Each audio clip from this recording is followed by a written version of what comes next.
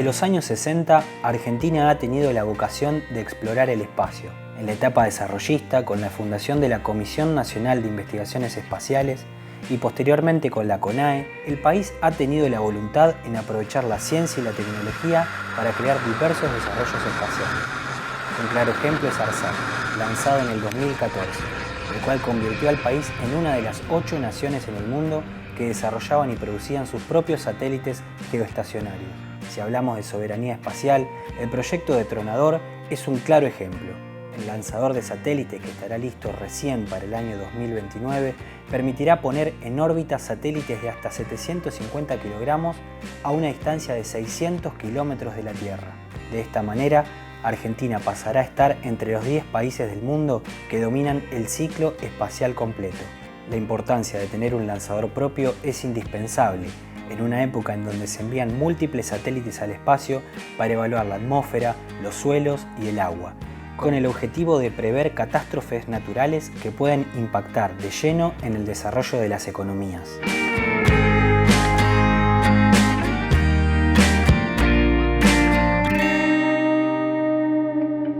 Bienvenidos a Mirada Soberana. En el programa de hoy vamos a hablar sobre soberanía espacial y particularmente vamos a conocer el proyecto del lanzador espacial Tronador 2 que se prevé que esté listo para el año 2029. Para todas estas cuestiones lo convocamos a Marcos Actis. Él es ingeniero, es presidente de la empresa espacial nacional BENG y decano de la Facultad de Ingeniería de la Universidad Nacional de La Plata. ¿Cómo estás, Marcos? ¿Qué tal, Tomás? Un gusto y gracias por convocarme, ¿no? A hablar de estos temas. Por favor, gracias a vos por ser parte. Marcos, vamos desde el comienzo. ¿Cuándo inicia la carrera espacial argentina y cuáles eran sus principales objetivos en ese entonces? O sea, si yo quisiera hablar, me tendría que ir muy atrás. Empezó con un egresado de acá, en el año 30 y pico, Teófilo Tabernera, que hoy el lugar de CONAE en Falda del Carmen lleva su nombre, el Centro Espacial. Y ahí empezó la inquietud de Argentina por el espacio. Estaba la Asociación Astronómica Argentina, bueno, fueron distintos cambios que se fueron sucediendo en la época del 40, como todo lo que pasó en tanto el desarrollo aeronáutico y automotriz, fue también el desarrollo espacial, se hicieron muchísimos ensayos, se empezó a formar la sociedad argentina, la CIE, que era la Comisión de Investigaciones Espaciales, que dependía de Defensa. O sea, hubo una gran trayectoria, una explosión en los 60 de lanzamientos, de pequeños lanzamientos suborbitales, está el Mono Juan, el Ratón Belisario, bueno, unas sucesiones de desarrollos muy interesantes aliados con Francia. Después, mismo en la facultad, siempre la facultad nuestra estuvo desde los inicios trabajando en temas espaciales, no es casual que nosotros estemos en la CONAE. Y de hecho el primer motor de combustible líquido que se hizo en Argentina se hizo acá en la Facultad de Ingeniería, el profesor Ringeni lo hizo.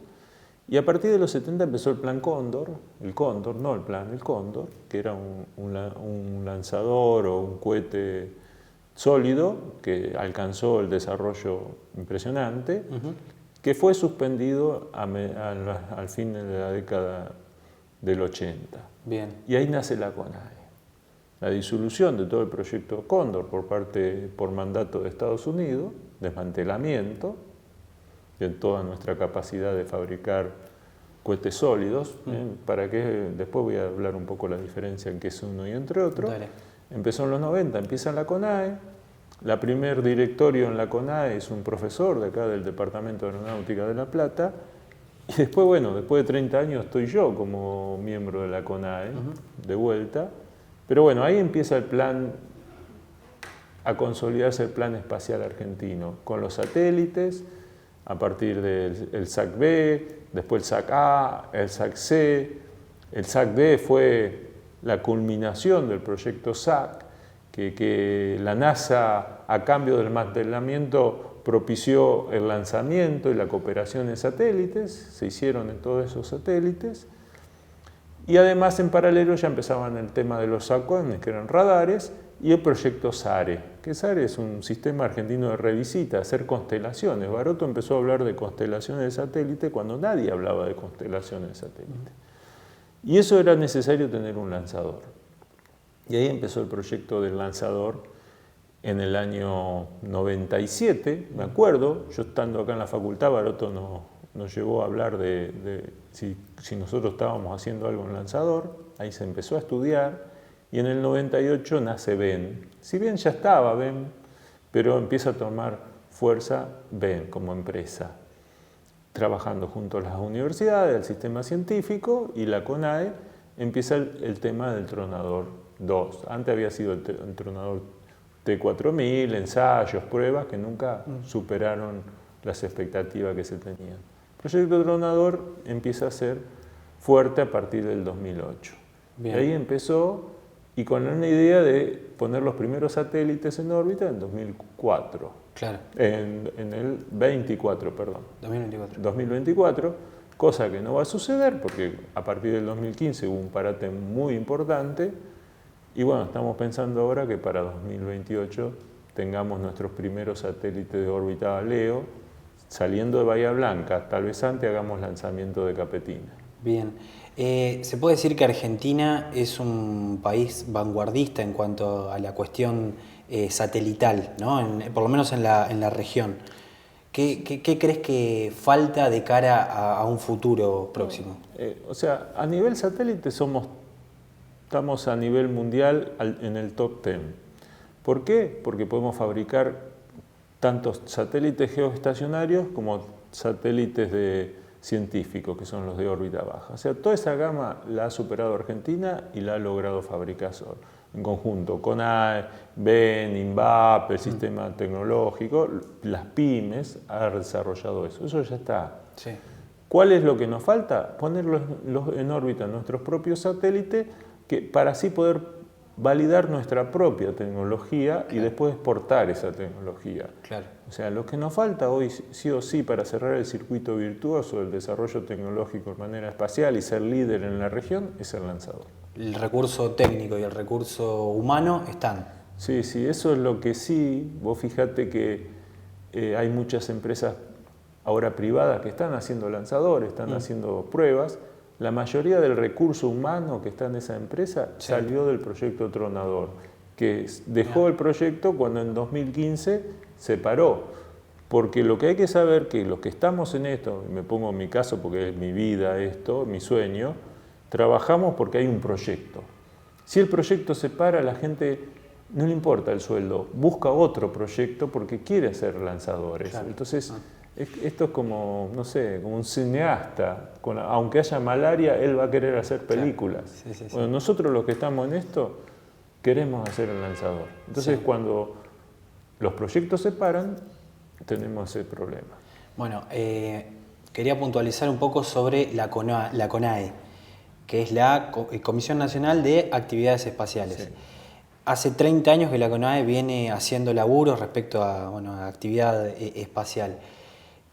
¿Qué rol cumple en la actualidad la CONAE, así a grosso modo? La CONAE es responsable del plan espacial consultando distintos organismos.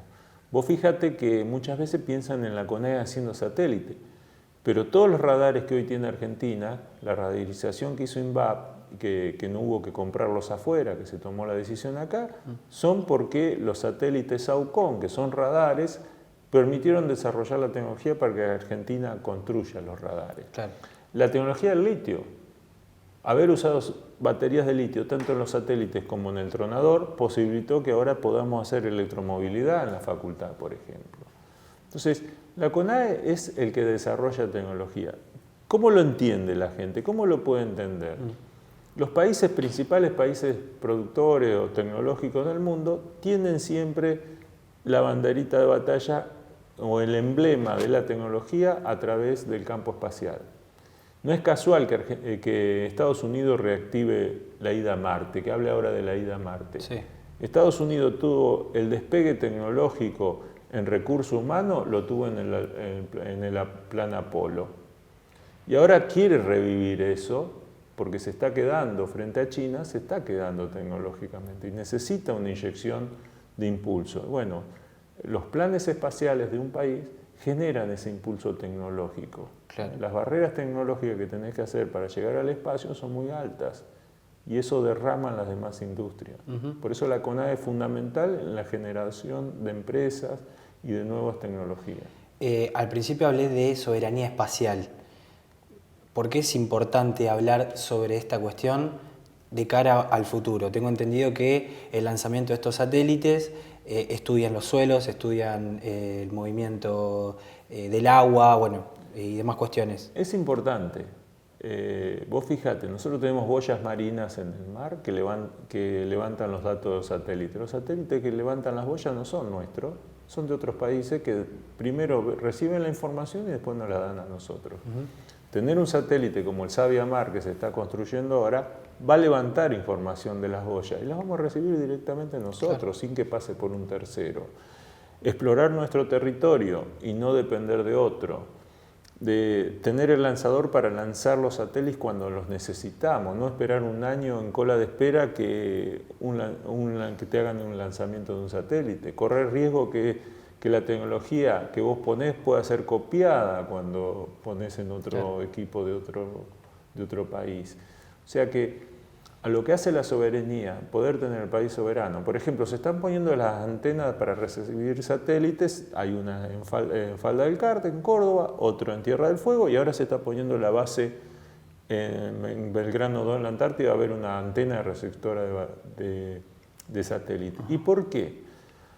Porque un satélite que pasa por arriba de Argentina pasa una vez por lo menos cada 4 o 5 días. Entonces vos en Córdoba vas a bajar de tu propio satélite la información ese día, claro, cuando pase. Y después por 5 días no vas a ver a tu satélite. Pero si tenés una base en la Antártida, cuando dan la vuelta hay mucha revisita, lo que se llama, ya no es en 5 días, tal vez pase una vez por día el satélite y vos podés bajar los datos de ese satélite que no solo pasa por tu país, sino por cualquier parte del mundo. Entonces eso es soberanía. Claro. Poder tener información también es soberanía. Y si tenemos información de otros países, también es soberanía. Claro. Porque nos anticipamos a las cosechas, a los problemas que puedan tener los demás países para ver qué nos conviene. ¿Nos conviene sembrar trigo este año o nos conviene sembrar soja? Uno, claro, podría tener hasta soberanía económica a partir del espacio. Increíble cómo se conecta una cosa con otra. Actualmente ARSAT, ¿qué está cumpliendo algún rol? Y ARSAT es la que maneja todas las comunicaciones. Debemos diferenciar lo que es CONADE, que trabaja con satélites científicos, satélites de baja órbita. ¿Qué son de baja órbita? Son los que vemos pasar. Cuando nosotros de noche estamos afuera y vemos pasar una estrellita, es un satélite de 400, 600 kilómetros de altura, claro, que da la vuelta al mundo en 90 minutos. No vuelve a pasar por acá porque va dando vuelta, la Tierra da vuelta, bueno, es complejo, pero sí, es así. En cambio, ARSAT maneja los satélites geoestacionarios, que son las 2 órbitas que tiene Argentina, que le ha tocado. Y esas 2 órbitas, los satélites están siempre sobre el mismo punto sobre Argentina. Las antenas de ARSAT que reciben información están fijas. Siempre miran al mismo satélite y ese está mirando siempre a Argentina. Es un satélite que permanentemente ve a Argentina. Los científicos pasan, como te dije, pasan hoy, capaz que dentro de 3 o 4 días no vuelven a pasar. Claro. En cambio, los geoestacionarios que maneja ARSAT están siempre sobre el Ecuador apuntando en Argentina. Lo bueno es que no solo apuntan a Argentina, también pueden apuntar a Estados Unidos, entonces podemos vender imágenes y comunicaciones a otros países. Claro. ARSAT se paga sola, no podemos concesionarla como se quiso hacer en el pasado.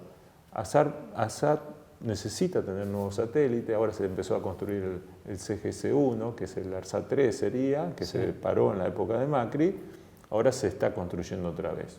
Porque los satélites no duran toda la vida, tienen una vida útil de 10 años a lo sumo, y después hay que reemplazarlos. Claro, entonces tenemos que mandar un satélite y empezar a construir otro, porque lleva bastante tiempo la construcción de los satélites. El SAOCOM, creo que era SAOCOM 1B, ¿puede ser? 1A y 1B. 1A y 1B, que fueron lanzados en pandemia. ¿Qué rol está cumpliendo? Son los que ahora. sacan imágenes que te permiten saber si hay sequía, si no, la tierra está húmeda o no está húmeda, Bien. si hay un incendio, poder medir la expansión del incendio. Pero necesitamos más, porque tenemos dos. Entonces el periodo de revisita del Saucon no es el que quisiéramos tener. Si tuviésemos 4 o 5 saucones, estaríamos mucho mejor. Claro. Podríamos identificar los barcos que pescan, pero si yo paso una vez por semana no me alcanza. Yo tengo que estar pasando una vez por día para identificar qué barcos están pescando en nuestro territorio. O si va a haber un incendio, ¿lo puedo detectar con Saucon? Sí, lo puedo detectar, pero para eso tengo que lograr que esté pasando continuamente. Igualmente hay asociaciones con Italia, donde ellos también tienen satélite, pero son de otras bandas, no son iguales al nuestro. Pero es importante tener una constelación. Constelación significa que siempre algún satélite va a estar pasando por Argentina. Bien. Te llevo al ámbito universitario y al primer satélite universitario argentino que próximamente va a estar en órbita. Primero, ¿qué le falta? Sé que está muy próximo y tengo entendido que es un formato CubeSat, ¿puede ser? Corregime. CubeSat. De 3 cuerpos. ¿Qué función va a cumplir en el espacio? Es un satélite de 3 cuerpos, 3 cubos de 10 por 10, de 10 centímetros por 10 centímetros. La idea es un demostrador. Lo bueno que tiene el sistema de comunicación, el GPS construido en la Universidad de La Plata, el Departamento de Electrotecnia, el Grupo CENIT, ha desarrollado un GPS que va a ir uno en Sabia Mar ahora, que permite volar a velocidades altas y a grandes alturas. Normalmente los GPS comerciales no te permiten esto. Acá fue desarrollado un GPS para eso. Todo el sistema de comunicación, va a haber una antena acá en la facultad para recibir la información cuando el satélite pase por acá. Va a haber una especie de torre de control acá en la universidad. Sí, donde se le va a dar información al satélite y se va a recibir. Pero sobre todo tiene un instrumento que se llama GMS, que es algo nuevo, que imagínate, el Saucon tiene la misma frecuencia de ondas que tienen los satélites de GPS. Hay muchos satélites para la navegación por GPS. Eso irradian a la Tierra constantemente y nosotros lo detectamos con nuestro celular, por ejemplo. Esas ondas rebotan en la Tierra y vuelven al espacio. Esto es algo novedoso, lo que se está haciendo es un receptor de esas ondas, entonces yo puedo ver la onda con que se emite y la onda que se refleja. Eso me da información de la atmósfera, de cómo cambia la frecuencia en la onda, me da información de la atmósfera, de la humedad del suelo. Entonces es un demostrador. Es más, la CONAE está pensando a futuro, si esto funciona bien, ponerlo en sus futuros satélites, ya más un satélite monolítico, ya no un CubeSat, donde ya no aseguramos una larga vida. ¿Qué pasa con el CubeSat? El CubeSat va a funcionar muy poco, porque no tiene propulsión, no tiene ningún sistema, rápidamente su órbita decae y reingresa.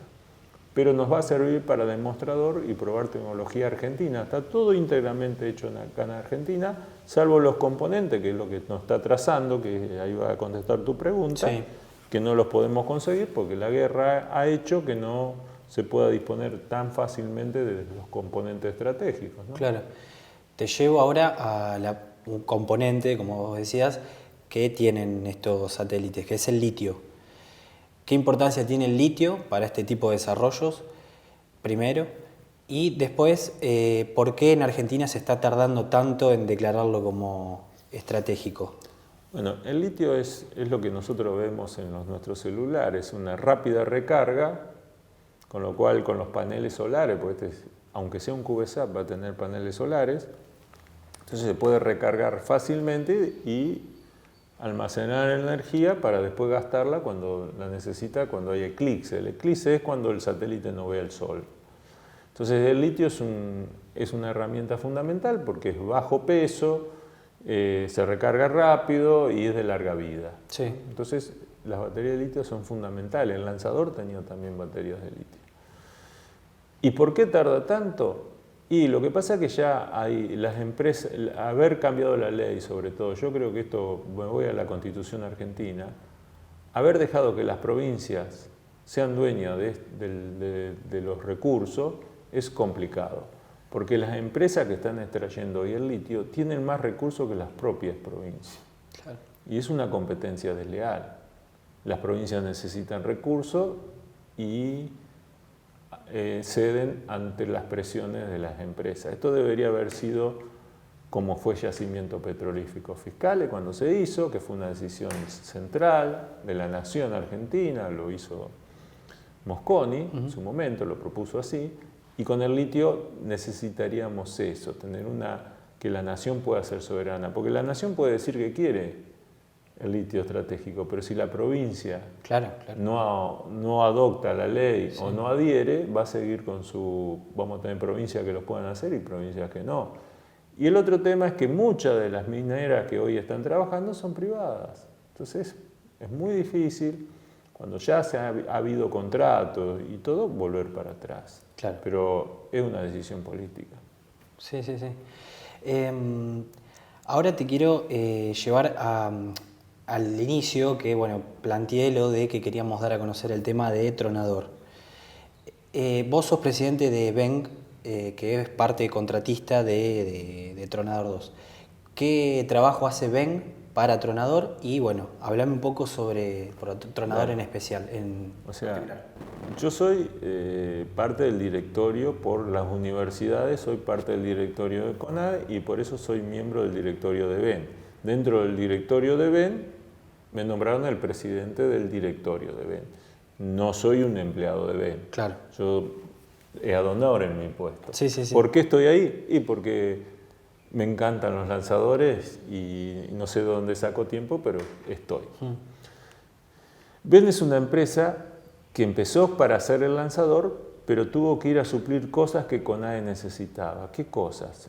También hace cuestiones de satélite, opera los laboratorios que tiene Falda del Carmen la CONADE, BEN opera las estaciones terrenas, colabora en las operaciones terrenas y además vende las imágenes, comercializa las imágenes de los AUCON.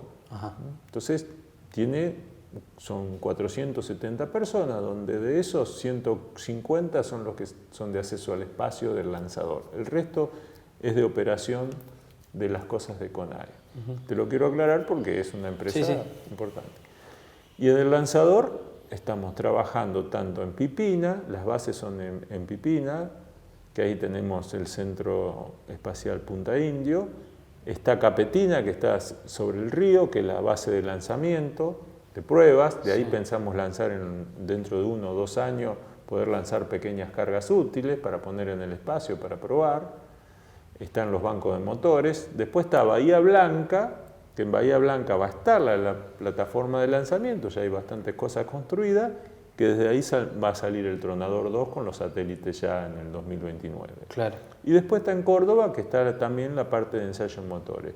BEN lo que hace es trabajar junto, sobre todo a la universidad, La Plata es una de sus bastiones, más otras universidades, más bastantes empresas privadas, pyme, que se han desarrollado. BEN ha desarrollado varias empresas pymes. Estamos trabajando en la construcción del lanzador. Bien. Quizás ya me lo respondiste, pero quiero quizá que lo vuelvas a remarcar de alguna forma. ¿Qué importancia tiene que Argentina tenga su propio lanzador y no tenga que depender de otro país para mandar un satélite al espacio? Una, que teniendo nuestro propio lanzador podemos decir cuándo lanzar. Eso es una cuestión. La otra, podemos poner cosas que no tienen una trayectoria o no están probadas en el espacio. Cosa que en un lanzador comercial, si va a otro satélite, nos penalizan los seguros, porque cuando más cuestiones que no tienen historias de vuelo vos ponga arriba, hace más crítica la misión. Por ahí se acuerdan que se criticaba bastante porque en el ARSAT había bastantes piezas extranjeras. Sí. Bueno, porque son piezas validadas, vos tenés que poner en el espacio algo que tiene historia de vuelo. Si yo, por ejemplo, el GPS que está haciendo la universidad, que ahora va a ir en Sabia Mar, hay un GPS principal que se compró afuera con historia de vuelo que vale $1,5 millones. Nosotros podemos hacer el GPS nuestro, que vale 500. Bueno, yo luché para que este GPS nuestro vaya, para que valide. Entonces, el día de mañana no vamos a tener que comprar un GPS afuera. Claro. Ya va a volar los futuros satélites con los GPS construidos en Argentina, nos ahorramos 1/3 del dinero que sale a hacer el GPS. Sí. y sobre todo con nuestros propios códigos, con nuestra propia información. O sea, tener el lanzador te permite no solo cerrar el circuito espacial, sino que también hacer validación de componentes. Hacer pruebas, ¿no? Hacer pruebas. Claro. Vos podés lanzar con pruebas, Sí. cosas cuando vos querés, Sí. y no esperando en cola, y no esperando que haya otro satélite. Por ejemplo, la otra vez se demoró bastantes veces el lanzamiento del Saucón, y era porque llevaba otro satélite que tenía algunos inconvenientes, entonces se iba parando el lanzamiento. Esto, perdón que te corte, habría que explicarlo. Esto pasa en todos lados, ¿no? En las Obvio. mismas empresas de, no sé, Elon Musk hace también pruebas que siempre tienen proyectos 1, 2, 3, 4, que bueno, hasta terminar un producto final. Lo que a veces, por ejemplo, cuando hicimos el primer lanzamiento del VEX 1, que se enganchó en fue una pavada, pero fue un error, Sí. y de eso aprendimos, Claro. Falló. Ahora el segundo anduvo perfecto. Von Braun, salvo las diferencias por Von Braun, ¿no? Para poder poner la primera B2 en vuelo, lanzaron casi 400. Y a partir de ahí funcionó bien. Estamos hablando de otra época, ¿no? Otras cuestiones, otras presiones políticas, Sí, sí. Otra realidad. ¿Qué quiero decir? Y esto lo decía Von Braun, se aprende más de una prueba que de miles de opiniones. Y yo te digo, se aprende más de un error que de un éxito. Porque vos en el éxito te puede andar todo bien y crees que estás bien. Después pones algo más grave y te das cuenta que tenés un error. Entonces, el error te permite anticipar los problemas que puedes tener. Claro. El éxito no te va a anticipar los problemas. Tal cual. Te pregunto desde el desconocimiento total, para mandar un satélite al espacio, ¿hay que pedir algún tipo de permiso a algunas de las potencias mundiales que hoy manejan el espacio espacial? En Argentina la autorizada en esta cuestión es la CONAE. Ajá. Y sí hay que saber la posición orbital, hay que informar la posición orbital. Hoy andan sin números de objetos en el espacio, muchísimos, que te pueden dañar. Para que tengan una idea, una partícula de pintura orbitando alrededor de la Tierra puede dañar, por ejemplo, un vidrio de la estación espacial. Mirá. Hay pinzas orbitando porque se han salido de la estación orbital. Hoy se ven elementos de 1 centímetro por 1 centímetro, son detectados y están rastreados por NASA. De hecho, el Saucón está volando y 2x3 tienen que hacer maniobras para evitar alguna colisión. El otro día fue la estación espacial, tuvo que moverse de órbita para no ser chocada. Mirá. Porque una pieza de un tamaño de una taza puede hacer un desastre en un satélite. Claro. Entonces toda esa información está cargada. Hay satélites de la época del 60 que todavía están dando vuelta. Entonces todo eso es complejo. Entonces vos tenés que informar en qué órbita vas a ir, pero también te sirve para que te van a decir, mire, hay obstáculos, no hay obstáculos. Sí. Pero bueno, se informa. Hoy me dijiste que China había ganado mucho más terreno que Estados Unidos, ¿no? En lo que es el espacio. Brevemente, decime, ¿por qué es así? Bueno, es mi visión. Hoy China está teniendo una estación espacial, Sí. y la está bancando solo. Estados Unidos tiene una estación espacial, pero está la Comunidad Europea, están los rusos, están ellos mismos. Está haciendo el lanzamiento prácticamente diario China. Ya está llevando tripulación a la estación espacial. Está pensando en la Luna también. Obviamente Estados Unidos también, Sí. pero los chinos también. Entonces, evidentemente, China tiene mayor cantidad de egresos de ingenieros por habitante que Estados Unidos. La cantidad de egresados de las carreras de ingeniería de un país nos da una idea del desarrollo tecnológico del país. Cuando más cantidad de ingenieros tenés por habitantes, más tecnológico es tu país. Claro. Ante un eventual cambio de gobierno, ¿corre riesgo el proyecto de Tronador? Mirá, yo espero que no, porque estos son proyectos de Estado. Vos viste todo lo que estuvimos hablando. En su momento Macri dijo que todas las cosas que estaban bien iban a seguir estando bien y que no iba a pasar nada. Sí. ¿Qué vi yo? Se suspendió el ARSAT, lo acabamos de hablar. se suspendió el lanzamiento. La facultad esta se quedó sin convenio el 31 de diciembre de 2015.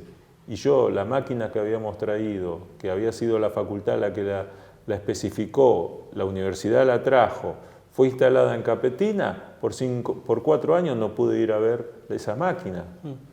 Recién la pude ir a ver cuando hubo cambio de gobierno y se retomó otra vez el plantel. De hecho, hace poquito hicimos una presentación en el CEPI, en Pipina, mostrando un tanque totalmente soldado por aluminio en frío que no existe en el país, no existe en Latinoamérica. Es de primer mundo lo que estamos haciendo. Y eso se salvó gracias a los pibes que había ahí, que mantuvieron los equipos, siguieron aprendiendo, siguieron ensamblando la máquina con un presupuesto mínimo. Sí. Te hago Así la que, última. ¿qué querés que te diga? Sí. Obviamente tengo miedo de que si cambia, que no debería ser así, deberíamos tener un proyecto de país acordado por todos los políticos y no importa quién gobierne, se mantengan los proyectos de Estado. Sí, sí, pero no lo es así. Arsate era una ley, votada por todo por unanimidad, y Macri la derogó. La última, te llevo al FMI. El FMI cada vez que interviene en alguna economía, en lo primero que recorta es en ciencia y tecnología. Esto es errático hacer esto, ¿no? Es como pegarse un tiro en los pies, prácticamente, porque debería ser al contrario. Sí, la primera se debería invertir más en ciencia y tecnología. La primera crítica que tengo yo del FMI, ponerle que tuviésemos que recurrir al FMI. Sí. ¿Por qué me quiere disminuir el déficit? Si Estados Unidos es el país más deficitario que hay y no le dice nada. No podés crecer sin déficit. Porque lamentablemente cuando nos achican el déficit, lo que recortan primero es ciencia y tecnología y educación. Ningún país del mundo, aunque esté en crisis, va a recortar ciencia y tecnología. Es más, lo incrementan cuando están en crisis. Argentina es el único país que cuando hay crisis recortan ciencia y tecnología. Y el Fondo Monetario, no estoy de acuerdo con el Fondo Monetario, no con que nos preste plata y que nosotros la devolvemos, porque lo hacemos continuamente si uno va a comprar algo necesita un préstamo. Pero lo que no estoy de acuerdo es que nos quieran hacer bajar el déficit cuando un señor país como Estados Unidos tiene el déficit más grande y ahí no dicen nada. Claro. Y a nosotros nos hacen bajar el déficit. Entonces, bajar el déficit en Argentina significa que no tenemos ciencia y tecnología. Gracias, Marcos. No, a ustedes.